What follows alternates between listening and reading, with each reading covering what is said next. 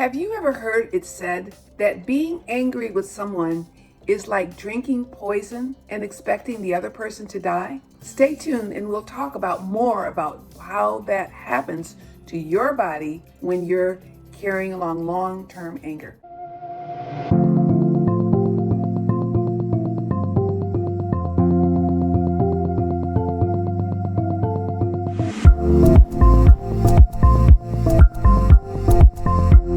My name is Pamela Deneuve, and I am a mental fitness coach, and I specialize in helping high-performing professionals who work in a very stressful and demanding environment, and I help them to thrive. Stay tuned, and we're going to talk about how you can overcome anger and thrive in your work environment. Have you ever heard the saying that anger kills?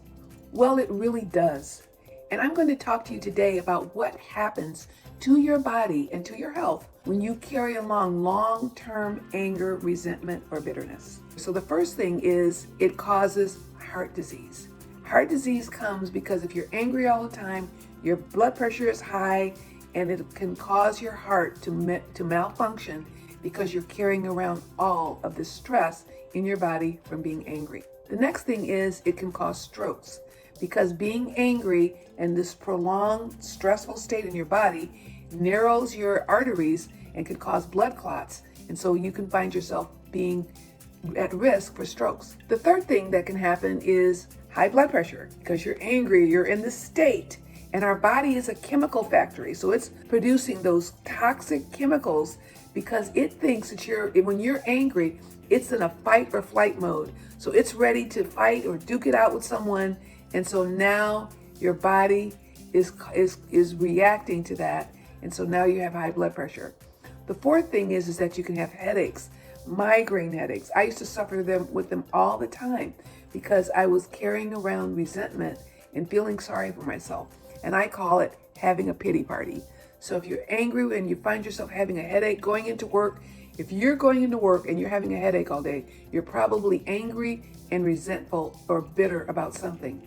The other thing that happens is you cause digestive problems because your food, number one, usually if you're in a stressful situation. I remember working at a job where I really hated the job and I was eating like all kinds of sugar and things like that just to try to dull my senses.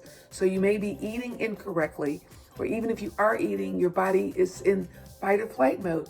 Your energy, when our bodies are made, if we're going to have war, if we're running from a saber-toothed tiger or something like that, it doesn't give us much secretions or energy for digestion.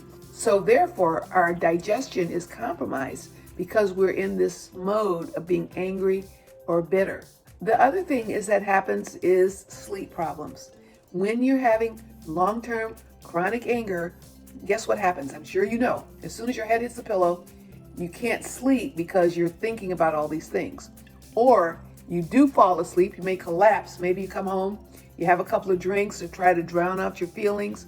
You lay down, you go to sleep, and then a few hours later, you wake up in the middle of the night and your head is going on and on and on about what you're angry about, or who did this or what did that, or those different things. And your whole night is ruined, and which also compromises your sleep because you're not getting enough rest.